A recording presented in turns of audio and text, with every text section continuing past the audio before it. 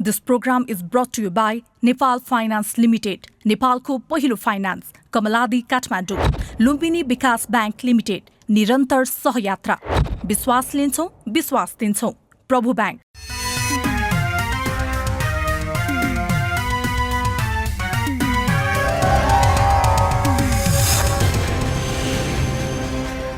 पिबन्ति नद्या स्वयमेव नम्भा स्वयं न खादन्ति फलानि वृक्ष धाराधरो वर्षतिमात्मयतो परोपकाराय सतम विभूतया।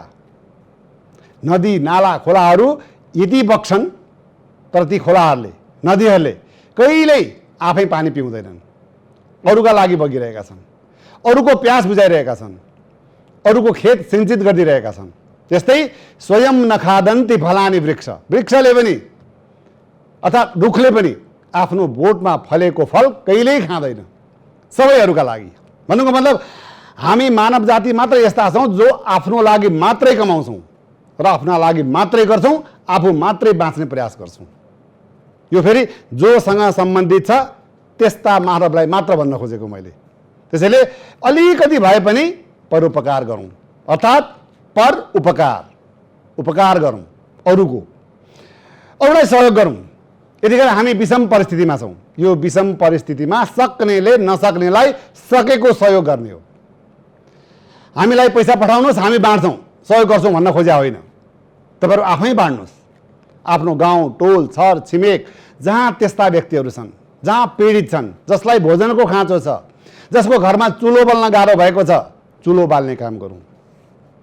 जहाँ औषधि मूलको अभाव छ त्यहाँ औषधि उपलब्ध गराइदिउँ। हेर्नुहोस्, आफूले गरेको दान कहिल्यै खेर जाँदैन। तपाईको एक हातले दिएको दानको बदला तपाईलाई 1000 हातले भगवानले दिन्छन् रे, यस्तो कुरा शास्त्रमा लेखेको छ। नमस्कार, म हुँ प्रकाश सुवेदी र यो हो कार्यक्रम रजतपट। कार्यक्रममा यहाँलाई हार्दिक स्वागत छ। आज हामी विशेष गरी यस्तो विषम परिस्थितिमा कलाकर्मीहरूको सक्रियता, हामीले चलाएको रजतपट कोसेली अभियानको सेरोफेरोमा रहेर कार्यक्रम सञ्चालन गर्नेछौँ। सुरुमै सामाजिक सञ्जालमा भेटिएको एउटा सामग्रीबाट कार्यक्रम सुरु गर्ने अनुमति चाहन्छु। अलिकति बढी समय लिन्छु है त म। चीनका एकजना धनाढ्य व्यक्तिको हृदयघातका कारण निधन भयो रे।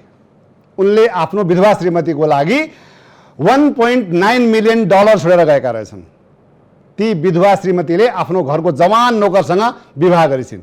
विवाहपछि नोकरले भनेछ, म हमेसा सोचिरहन्थेँ कि म सधैँ आफ्नो मालिकका लागि काम गरिरहेको छु, तर मैले आज आएर बुझेँ होइन रहेछ। मालिकले सधैँ मेरा लागि काम गरिदिनु भएको रहेछ। यसबाट के बुझिन्छ भने धेरै धन आर्जन गर्नुको साटो राम्रो जीवन, स्वस्थ जीवन, सरल जीवन जिउनु नै सबैभन्दा ठुलो कुरो रहेछ, हैन त? हामी महँगो मोबाइल किन्छौँ या किनाउँछौँ, तर तपाईँलाई थाहा छ त्यो महँगो मोबाइलमा उपलब्ध 70% फङ्सनहरू कहिल्यै प्रयोगमा आउँदैनन्। त्यस्तै महँगो गाडी किन्छौँ, त्यो महँगो गाडीको जुन स्पिड हुन्छ नि त्यसको 70% पनि स्पिड कहिल्यै प्रयोग हुन पाइरहेको हुँदैन। त्यस्तै आलिसान भव्य महल बनाउँछौँ, त्यसको पनि 70% ठाउँको खासै उपयोग भएको हामी पाउँदैनौँ। हामी यति धेरै लुगा किन्छौँ, दराजमा राख्ने ठाउँ हुँदैन, तर जब कहीँ कतै पार्टीमा जानुपर्ने बेला आउँछ त्यस बेला लाउने खालको एउटै कपडा भेटिँदैन र फेरि नयाँ किन्न खोज्छौँ। भन्नुको मतलब दराजमा राख्ने ठाउँ हुँदैन, भरि भराउ छ, तर लाउने बेलामा लुगा छैन। यस्तो स्थिति छ यतिखेर अलि हुने खानेहरूको। भन्नुको मतलब सबै व्यर्थ। हेर्नुहोस्, तपाईँले जिन्दगीभरि कमाएको सम्पत्ति नि अर्काका लागि छाडेर जानुपर्ने हुन्छ। त्यसैले जीवन छँदै प्रयोग गर्नुहोस्। स्वस्थ हुँदाहुँदै पनि नियमित चेकअप गर्ने बानी बसाल्नुहोस्। तिर्खा नलागे पनि पानी पिउने गर्नुहोस्। धन नहुँदा पनि परिपूर्ण रहने बानी बसाल्नुहोस्। भनेको मतलब जे छ त्यसमै रमाउनुहोस्, बिर्सिदिनुहोस् आफूले गरेका राम्रा कामहरू। सम्झिन थाल्नुभयो भने अहङ्कार बढ्न सक्छ। बिर्सिदिनुहोस् अरूले गरेका गल्तीहरू, यसैले मनलाई शान्ति दिन्छ। बिर्सिदिनुहोस् विगतका तीता यादहरूलाई। त्यसलाई सम्झिन थाल्नुभयो भने तपाईँलाई भावुक मात्रै बनाउँछ त्यसले। हेर्नुहोस्, तपाईँ पूर्ण रूपमा स्वस्थ भएर जीवित हुनुहुन्छ भने तपाईँ ती लाखौँ मानिसको तुलनामा भाग्यमानी हुनुहुन्छ जो यो हप्ता पनि बाँच्न पाउँदैनन्। अलि बढी बोले होला, माफ गर्नु होला। अब भने विषयवस्तु लागौँ र कार्यक्रम सुरुमै विश्व वातावरण दिवसको कुरा। विश्व वातावरण दिवसको अवसर पारेर हाम्रा केही कलाकर्मीहरूले वृक्षारोपण गरेका छन्। अभिनेता पल शाह अनि अभिनेत्री दीपाश्री निरौलाले संयुक्त रूपमा युएन पार्कमा वृक्षारोपण गरेका हुन्। पलले फेसबुकमा केही तस्बिरहरू पोस्ट गर्दै लेखेका छन् कि मैले त वृक्षारोपण गरेँ अनि तपाईहरूले नि। हामीले बच्चादेखि पढायो भने त वृक्षारोपण गरौँ, रुख रोपौँ, ज्यान जोगाउँ होइन, त्यो पढेको। तर हामीले पढ्दा पनि हामी आफै गर्दैनौँ क्या। हामी चाहिँ अब जस्तो थाहा छ हामीलाई रुख रोप्नुपर्छ, अक्सिजन हामीले पाउँछौँ त्यहाँबाट भन्ने कुरा थाहा छ, तै पनि हामी अल्छी गर्छौँ। तर अब चाहिँ अल्छी गर्नुहुन्न क्या। यस्तै अभिनेत्री दीपाश्री निरौलाले पनि आफूले रुख बिरुवाहरूलाई खुबै माया गर्ने गरेको तसर्थ वातावरण दिवसको अवसरमा वृक्षारोपण गर्न पाउँदा निकै नै खुसी लागेको बताएकी छन्।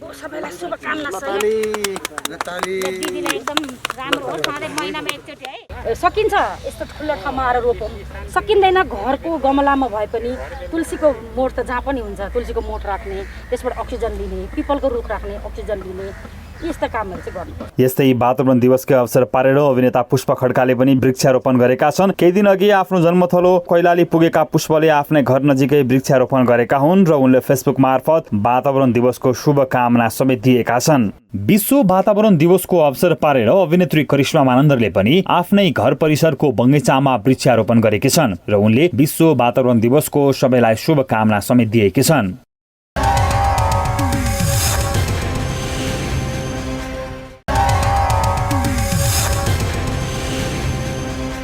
अहिले हेर्नुहोस् त अक्सिजनको कत्रो हाहाकार छ। चीनबाट मगाउनु पर्यो सिलिन्डरहरू, कतिपय साथीहरूले विदेशबाट हाम्रो लागि भनेर अक्सिजन पठाउनु भयो। सबैलाई धन्यवाद छ, आभारी छौँ। तर हामी हाम्रो घरमा अक्सिजन प्लान्ट स्थापना गर्न सक्छौँ। एउटा रुख रोपेर, एउटा पिपल रोपिदिनुहोस्। पिपल अक्सिजनको प्लान्ट हो। जग्गा जीवन केही छैन, भाडामा बस्नुहुन्छ भने पनि गमलामा भए पनि तुलसी रोप्नुहोस्, त्यसले पनि अक्सिजन दिन्छ। नेपाल सरकारसँग पनि आग्रह छ, अब नयाँ घर बनाउने नक्सा पास गर्दा कम्तीमा पनि एउटा भए पनि रुख रोप्नै पर्ने नियम बनाइदिनुहोस्। पहिला काठमाडौँ आउँदा माथि जहाजबाट हेर्दा जङ्गलमा ल्यान्ड भए जस्तो लाग्थ्यो, रुखहरूमा चाहिँ ठोकिन्छ जस्तो लाग्थ्यो। अहिले हेर्नुहोस् त कङ्क्रिट नै कङ्क्रिट। त्यसैले बिन्ती छ एउटा भए पनि रुख रोपौँ र रुख रोप्नलाई विश्व वातावरण दिवस नकुरौँ है त। अब अर्को प्रसङ्ग खुसीको। वरिष्ठ अभिनेता मदन कृष्ण श्रेष्ठ हस्पिटलबाट स्वास्थ्य लाभ गरी घर फर्किनु भएको छ। गत शुक्रबार राति छाती दुखेपछि मध्यरातमै उहाँलाई गङ्गालाल अस्पताल लगिएको थियो। गङ्गालाल अस्पतालका डाक्टरहरूको टिमले शनिबार नै एन्जियोप्लास्टी मेडिकल प्रोसिडियरद्वारा 2वटा स्टेन्ट राखेर मुटुमा रक्त सञ्चारको ब्लकेज हटाइदिएका थिए। 5 दिन हस्पिटलको बसाइपछि मदन कृष्ण श्रेष्ठ पुनः घर फर्किनु भएको छ। तर उहाँका छोरा यमन श्रेष्ठका अनुसार बुवालाई अहिले सन्चो भएको छ अरे। यस्तै कोचहरूको पनि महाकोच सङ्गीतकार तथा गायक दीप श्रेष्ठ पनि लामो समयको अस्पतालको बसाइपछि कोभिडलाई जितेर घर फर्किनु भएको छ। बधाई छ, यो खुसीको कुरा हो। अब यो खुसीको कुरापछि अब हाम्रा कलाकर्मीहरूको सक्रियताबारे केही कुरा गरौँ। यतिखेर देश र हामी देशवासी विषम परिस्थितिबाट गुज्रिरहेका छौँ र यस्तो विषम परिस्थितिमा पनि हाम्रा केही कलाकर्मीहरू भने दिनरात खटिरहेका छन्। सचित खड्काको यो रिपोर्ट। अभिनेता पल शाहले गरिरहेको समाजसेवाको बारेमा त यहाँहरू चिर परिचित नै हुनुहुन्छ होला। यो पटक मात्र होइन, यसअघि पनि उनले आफ्नै खल्तीको पैसा झिकेर आपद विपदमा परेका कलाकर्मीहरूलाई घर घर पुगी खाद्यान्न बाँडेको कुरा पनि कसैबाट लुकेको छैन। कोरोनाको दोस्रो लहर सुरु भएसँगै यति बेला पनि उनी अक्सिजनको जुह गर्न लागि परिरहेका छन् र अक्सिजन जुटाउनका लागि उनी दिन रात नभनिकन देशका विभिन्न ठाउँमा पुगिरहेका पनि छन्। पलको यस्तो कार्यको यतिखेर थुप्रैले प्रशंसा गरिरहेका छन् र पलको प्रशंसा गर्नेमा अभिनेत्री करिश्मा मानन्दर समेत पर्दछिन्। पल रिल र रियल दुवैको हिरो रहेको करिश्माले एक कार्यक्रमका बीच बताएकी छन्। हिरो त ऊ हिरै हो नि, अझ ऊ त दुई किसिमको हिरो भइसक्यो। अब ऊ त सिनेमाको पनि हिरो, रियल लाइफमा यस्तो राम्रो सामाजिक काम गर्ने पनि हिरो। शनिबार एक कार्यक्रमका बीच प्राविधिकहरूलाई राहत बाँड्ने क्रममा करिश्माले पलको मुक्त कण्ठले प्रशंसा समेत गरेकी हुन्। करिश्माले भनेकी छन् कि म मेरो छोरीसँग कम्पेयर गरेर भन्छु कि उनले पनि यस्तो गरिदिए हुन्थ्यो। यस्तै चपली हाइटका नायक राज घिमिरेको समाजसेवा पनि प्रशंसनीय मात्र होइन, अनुकरणीय सम्म रहेको छ। हाल अमेरिकामा रहेका गायक रामकृष्ण ढकालले पनि आफ्नो सक्रियतामा रु 18 लाख रकम संकलन गरी महावीर पुनको आविष्कार केन्द्रलाई पठाइसकेका छन् भने निर्देशक सुरेश दर्पण पोखरेलले पनि आफ्नो अग्रसरतामा अमेरिकाबाट अक्सिजन कन्सन्ट्रेटर खरिद गरी नेपाल पठाएका थिए। यस्तै अभिनेता तथा पाइलट क्याप्टेन विजय लामा अहिले पनि बोरा बोकी बोकी खाद्यान्न वितरणमा सहभागी भइरहेका छन्। उता आफ्नो विवाहपछि लामो समयदेखि चलचित्र क्षेत्रबाट टाढा रहेकी अभिनेत्री सुमिना घिमिरेले पनि लगभग 80 जना जति प्राविधिकलाई खाद्यान्न वितरण गरिसकेकी छन्। अभिनेत्री करिश्मा मानन्दरको पनि सक्रियता प्रशंसनीय नै देखिएको छ। अभिनेता जयकिशन बस्नेतको त झन् के कुरा गर्नु, विगत 1 महिनादेखि मरि मेटेर लागि परिरहेका छन्। खाद्यान्नको बोरा बोकी बोकी जिल्ला जिल्ला पुर्याइरहेका छन्। जयकिशन सँगसँगै अभिनेता रमेश ढुङ्गानाको सक्रियता पनि बढ्दो नै देखिएको छ। अर्का अभिनेता दिलीप रायमाझी पनि दिनरात खटिरहेको देखिरहेका छौं। पछिल्लो पटक पनि रमित र दिलीपलाई साथ दिन अर्का अभिनेता सन्दीप छेत्री पनि अघि सरेका छन्। यी 3 जना अभिनेता मिलेर काठमाडौँको भीमसेन स्थानमा खाना बाँडिरहेको हामीले भेटाएका थियौं। यस्तै केही दिन अघि चलचित्र लप्पन छप्पनका निर्माता प्रकाश कुँवर, निर्देशक मुकुन्द भट्ट र लप्पन छप्पन 2 को चिनिया भर्जनका वितरक शान्त शर्माको पहलमा लगभग 250 जना जति चलचित्र क्षेत्रका प्राविधिक तथा अन्य कलाकर्मीहरूलाई एक कार्यक्रमको आयोजना गरी राहत वितरण गरेका थिए। उक्त कार्यक्रममा अभिनेता पौल शाह, अभिनेत्री करिश्मा मानन्दर र प्राविधिक संघका अध्यक्ष पुष्कर लामाले पनि राहत बाँड्नमा सहयोग पुर्याएका थिए। लप्पन छप्पन 2 का निर्माण टिम रजतपट कोसेली कार्यक्रमसँग पनि जोडिने भएको छ र तेस्रो चरणमा हुने रजतपट कोसेली कार्यक्रममा सहभागी हुने भएका छन्। यस्तै निर्माता निर्देशक मिलन चाम्सको सक्रियता पनि राम्रै देखिएको छ। उनी पनि राहतको प्याकेज बोकेर दोलखा र रामेछाप पुगेका थिए। उता चलचित्रकर्मी संघ प्रदेश नम्बर 1 ले पनि चलचित्रकर्मीहरूलाई राहत बाँडिरहेको समाचार हामीलाई प्राप्त भएको छ भने नेपाल चलचित्रकर्मी महासंघ प्रदेश नम्बर 1 ले पनि हातेमालो अभियान सुरु गरी राहत वितरण कार्यलाई अघि बढाएको छ। यस्तै चलचित्र आमा र चिसो मान्छेकी निर्माता सरिमला पाण्डेले पनि आफ्नो तहबाट सक्दो सहयोग गरिरहेको समाचार हामीलाई प्राप्त भएको छ। यहाँ खाना खुवाउन आएको छु हैन, धेरै गरिबहरू जो कोभिडले गर्दाखेरि खाना पाइराख्नु भएको छैन, उहाँहरूलाई आज मैले खाना खुवाउन आएको छु। म आज 3 ठाउँमा सिद्धाएर यहाँ आएको हो, अब एक ठाउँमा जानु छ। यस्तै युट्युब पत्रकार संघले विगत 30 दिनदेखि सञ्चालन गरिरहेको सडक भोजन वितरण कार्यक्रममा रजतपट टिमले पनि हातेमालो गरेको छ। गत आइतबार बालाजुको गंगा हल अगाडि सम्पन्न भोजन वितरण कार्यक्रममा रजतपट टिम उपस्थित भएर खाना वितरण गर्नुका साथै खाना वितरण अभियानका लागि युट्युब पत्रकार संघलाई रु 21,000 प्रदान गरेको थियो। यस्तै लामो समयदेखि बेवारिसे लास व्यवस्थापन गर्दै आएका विनयजङ बस्नेत र उनको समूहले काठमाडौँका विभिन्न स्थानहरूमा खाना वितरण गर्ने अभियानमा पनि रजतपट टिमले गत शुक्रबार काठमाडौँको बसन्तपुरमा खाना वितरण गर्नुका साथै सो कार्यका लागि 20,000 रजतपटका तर्फबाट प्रदान गरेको थियो।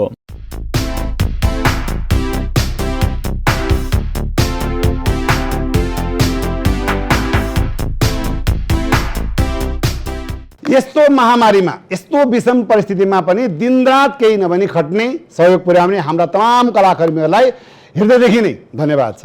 हामीले पनि अर्थात् रजतपट टिमले पनि यस्तै एउटा कोसेली अभियानको थालनी गरेको थियो र अहिले पनि जारी छ, जसबाट थुप्रै कर्मीहरू र सर्वसाधारणहरू लाभान्वित भएका छन्। हामीले गरेको कामलाई यहाँले उच्च मूल्याङ्कन गरिदिनु भएको छ, त्यसका लागि यहाँहरूप्रति हार्दिक आभार व्यक्त गर्दछौँ। तपाईहरुकै साथ सहयोगले गर्दा हाम्रो अभियानमा थुप्रै सहयोगी हातहरू जुटिरहनु भएको छ। विशेष गरी युवा ज्योतिष तथा वास्तुविद अनिल थापा र अनिल थापाका थुप्रै सहयोगी मनहरूका तर्फबाट हामीले दिने कोसेलीको 50 सेट बापत रु 1,25,000 हामीलाई सहयोग गर्नुभएको छ। धेरै धेरै धन्यवाद युवा ज्योतिष अनिल थापालाई। बाँकी सुजन श्रेष्ठको यो रिपोर्टमा। रजतपट कोसेली अभियान अन्तर्गतको दोस्रो चरणको कोसेली वितरण कार्यक्रम भने गत सोमबार शङ्खमूल स्थित बारदली रेस्टुरेन्ट परिसरमा नै सम्पन्न भएको छ।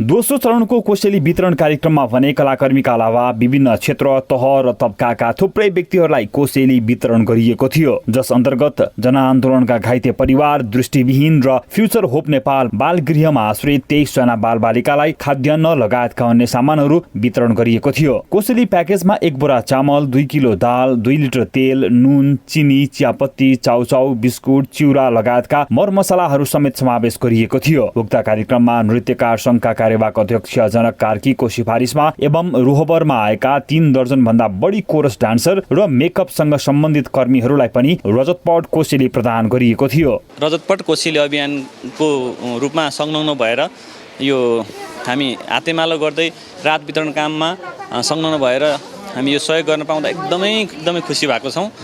यसको सुरुवातको पहिलो दिनदेखि नै आज 6औं कि 7औं दिनमा आइपुग्यो। त्यो दिनसम्म हामी निरन्तर यसमा लागिरहेछौँ। अब निकट भविष्यमा पनि यस्तै सहयोग आवश्यक परेको व्यक्तिहरूसम्म हामी पुग्नेछौँ भन्ने एउटा प्रतिबद्धता पनि जनाउँछौँ। रजतपट अभियान मार्फत चाहिँ चलचित्र क्षेत्रमा परेका टेक्निसियन होस्, कलाकार होस् अथवा यो बिचमा काम नभए पछाडि दुःख पाएका धेरै चाहिँ हाम्रै साथीभाइहरूलाई हामीले यसरी सहयोग गर्न पाउँदा एकदम खुसी लागेको छ र हामीले सहयोग अभियान अन्तर्गत चाहिँ जति यहाँ आउनुभयो उहाँहरूलाई हामीले प्रत्यक्ष रूपमा सहयोग प्रदान गऱ्यौँ र जो आउन सक्नु भएन उहाँहरूको घर घरसम्म पनि गएर हामीले यो सहयोग प्रदान गर्न सकेका छौँ र यो अभियानमा जोडिने यो अभियानमा विशेष त आर्थिक रूपमा सहयोग गर्ने देश विदेशमा बस्ने अब धेरैको नाम त यहाँले लिइसक्नु भएको छ। देश विदेशमा बसे जसले स्वतस्फूर्त रूपमा सहयोग प्रदान गर्नु भएको छ म उहाँहरू सबैलाई हृदयबाट नमन गर्न चाहन्छु। यो रजतपट कोसेलीले जुन चलाएको अभियानमा हामी पनि एउटा सानो हिस्सा भएर आज मानवीय सेवामा हामी पनि जुट्नु पाएकोमा र यो अवसर रजतपटले एउटा अवसर पनि प्रदान गरेकोमा म चाहिँ एकदमै धेरै धेरै धन्यवाद दिन चाहन्छु। तपाईँहरू पनि घर घरबाट हेरिराख्नु भएको छ भने यो पेन्डेमिक हो, यो अवस्थामा चाहिँ हामी नआत्तिकन आफू धैर्यताका साथ आफू पनि बाँचौँ अरूलाई पनि बचाउँ भन्ने हेतुले हामीले सहयोग गरौँ, आफ्नो दक्षता अनुसार गरौँ होइन। हामीले अब यहाँ सहयोग गर्ने मौका पायौँ र मलाई सहयोग गर्नुहुने र मेरो अपिललाई साथ दिनुहुने सम्पूर्ण महानुभावहरूमा म युवा ज्योतिष तथा वास्तुशास्त्री सर अनिल थापाको म धन्यवाद भन्न चाहन्छु। यो काठमाडौँको काँडाघरी स्थित फ्युचर होप नेपाल बालगृह हो। यो बालगृहमा यतिखेर 23 जना ससाना बालबालिकाहरूले आश्रय लिइरहेका छन्। यो बालगृहको सञ्चालन भने एकजना कलाकारले गरिरहेकी छिन्। उनको नाम रिता शिवाकोटी हो। अचेल रिता आफ्नो नामबाट भन्दा पनि आफूले खेलेको सिरियलको नामबाट भने ज्यादा चिनिन्छन्। अभिनेत्री आशा खड्काले निर्माण निर्देशन गरेको बहुचर्चित टेलिश्रृङ्खला कान्छीमा मुकुलीको भूमिकामा अभिनय गर्ने गर्छिन् रिताले। त्यही मुकुलीका नाममा रिता बढी चिनिन्छन् यतिखेर। त्यसो त रिता उक्त सिरियलमा नेगेटिभ क्यारेक्टरमा देखिएकी छन्, तर उनको रियल लाइफको काम भने ज्यादै पोजिटिभ रहेको छ। रिताका श्रीमान जेपी जोशी पनि वाद्यवादक हुन्। यतिखेर उनी कमेडी च्याम्पियनसँग पनि आबद्ध छन्। हृदयदेखिबाट धेरै धेरै धन्यवाद। हजुरहरूलाई थोरै लाग्छ होला यो सहयोग होइन, तर हाम्रो लागि एकदमै धेरै हुन्छ। हामी दिउँसो धेरै टाइमसम्म हामी आनन्दले भोको पेटहरू चाहिँ अब हाम्रो हुँदैन, केही टाइमसम्म चाहिँ अझ धेरै लम्ब्यो भनेदेखि हामी त्यो भनिहाल्छौँ होइन। त्यसको लागि चाहिँ एकदम हृदयदेखिबाट धन्यवाद भन्छु। अहिलेको यस्तो विषम परिस्थितिमा बालगृहलाई परेको अप्ठ्यारोमा रजतपट कोसेली अभियानका एक सदस्य राधेश्याम रेग्मीले खाद्यान्नका विभिन्न सामानहरू 1 महिनालाई पुग्ने गरी बालगृहमै पुगेर प्रदान गरेका थिए। आज हामी फ्युचर होप नेपाल भन्ने यो अर्फेन्ज होम बनाउन यसमा आइपुग्दा अझ हामीले पनि एकदम खुसीको महसुस गरिरहेका छौँ। तपाईँलाई सानो हिन्दू हुन त यो ठुलो कुरा होइन, हाम्रो सानो सहयोग हो हाम्रो टिमको तर्फबाट। यस्तो सहयोग गर्न पाउँदा एकदमै खुसी लागेको छ।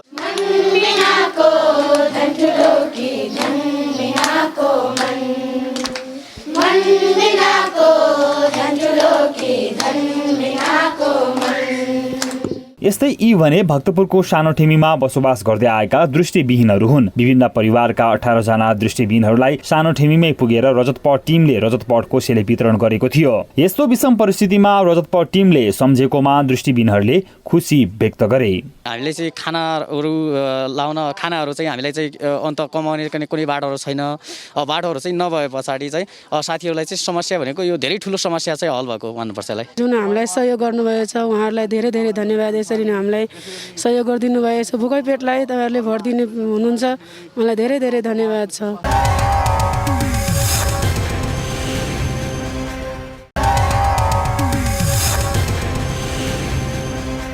सरसर्ती हेर्दा रजतपट कोसेली अभियान अन्तर्गतको रजतपट कोसेली नितान्त हामीले नै बाँडे जस्तो देखियो। तर हामी फेरि पनि भन्छौँ हामी त माध्यम मात्र हौँ। हामीले कन्ट्रिब्युट गरेको भन्दा धेरै ठुलो धनराशि हामीलाई विदेशमा बस्ने सहयोगी मनहरूले पठाउनु भएको छ र विशेष गरी चलचित्र कर्मीहरूले पठाउनु भएको छ। त्यसो त हामीले यसभन्दा अघि हामीलाई सहयोग गर्ने सहयोगी मनहरूको नाम त विगत 2 सातादेखि मेन्सन गर्दै आइरहेकै छौँ। हाम्रो अभियानमा अरू धेरै सहयोगी मनहरू पनि जोडिनु भएको छ यतिखेर। जस्तो कि अमेरिकाको न्युयोर्क बस्नुहुने हेम थापाले आफ्नो हेम एन्ड माया फाउन्डेसन मार्फत आफ्नो छोरा सुशील थापा डाक्टर भएको उपलक्ष्यमा रु 1 लाख पठाउनु भएको छ भने भारतको मथुरामा बस्नुहुने एक ताकाकी ज्यादै नै लोकप्रिय अभिनेत्री विपना थापाले पनि 50,000 रुपियाँ पठाउनु भएको छ। विपना थापाले त्यहाँ पनि मथुरा र वृन्दावनमा बसोबास गर्ने थुप्रै नेपाली विद्यार्थीहरूलाई र वृद्धहरूलाई पनि सहयोग पुर्याइरहेको हामीले जानकारी पाएका छौँ। यस्तै लामो समयदेखि हङकङमै बसोबास गर्दै आउनुभएका पुराना चलचित्रकर्मी पृथ्वी राणा मगरले पनि हाम्रो अभियानका लागि भनेर रु 50,000 पठाउनु भएको छ।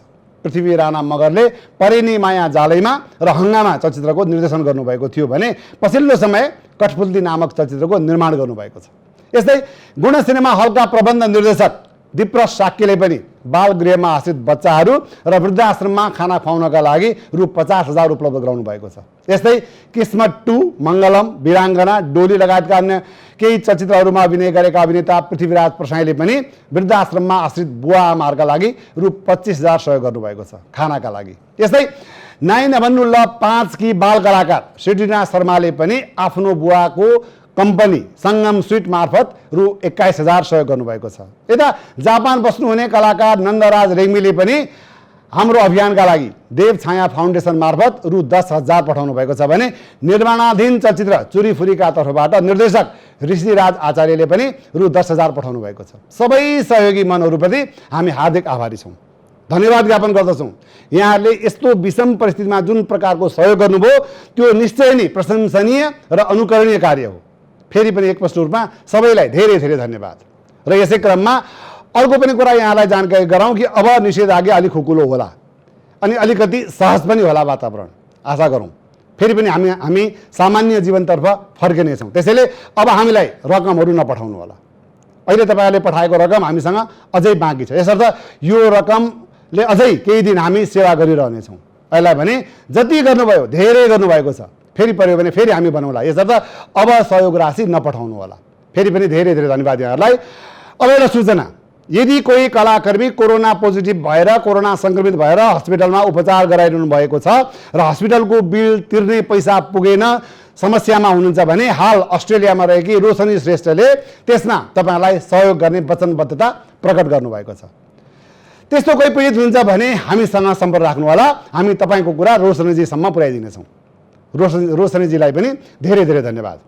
अब एउटा दुःखद कुरा, करिब 2 वर्ष अघि भारतमा डिप्लोमा पढ्न गएकी 22 वर्षीय कलाकार निशा घिमिरे त्यहाँ गाडी दुर्घटनामा परेर गम्भीर घाइते भएपछि उनको अवस्था यतिखेर नाजुक भएको छ। केही म्युजिक भिडियोहरूमा अभिनय गरेकी निशा अहिले भैँसीपाटीमा टिनले बारेको एउटा सानो घरमा बसिरहेकी छन्। हेर्नुहोस् त, यस्ती युवती यस्ती भएकी छिन् यतिखेर। उनको शरीरमा हड्डी र छाला मात्रै बाँकी छ।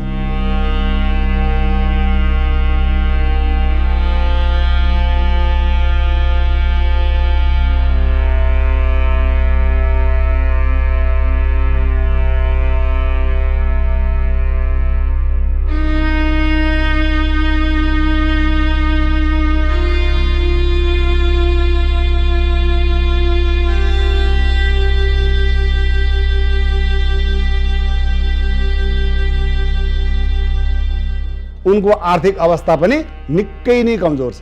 निशालाई सहयोग जुटाउनको लागि सामाजिक सञ्जालमा अभियानहरू चलिरहेका छन्। केही मानिसहरू उनलाई सहयोग गर्ने भनेर घरमै पनि पुगिरहेका छन्।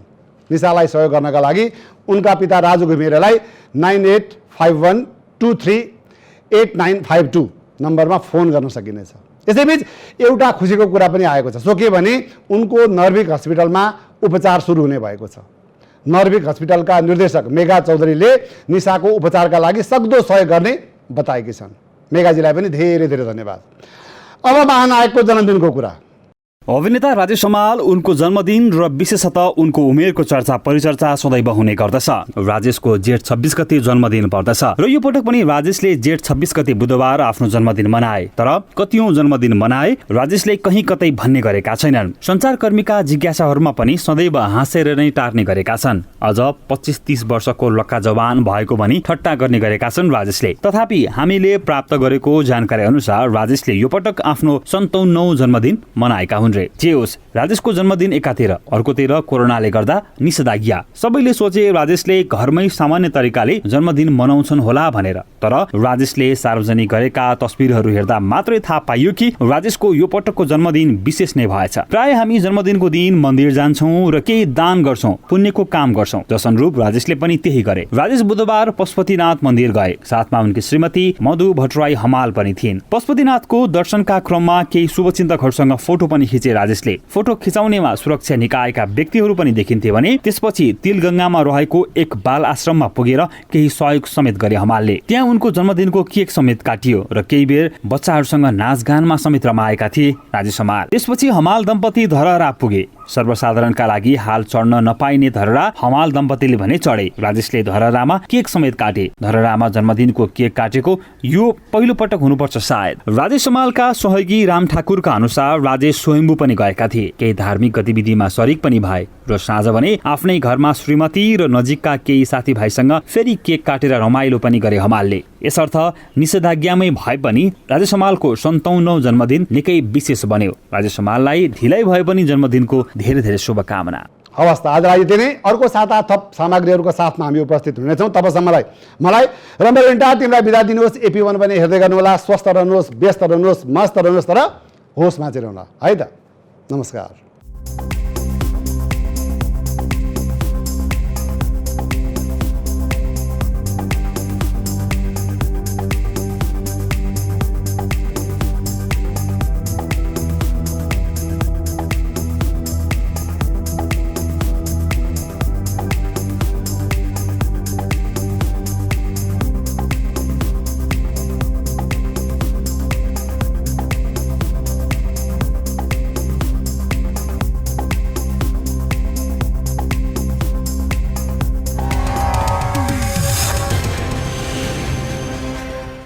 This program is brought to you by Nepal Finance Limited, नेपालको पहिलो फाइनान्स, कमलादी काठमाडौँ, लुम्बिनी विकास बैंक लिमिटेड, निरन्तर सहयात्रा, विश्वास लिन्छौं, विश्वास दिन्छौं, प्रभु बैंक।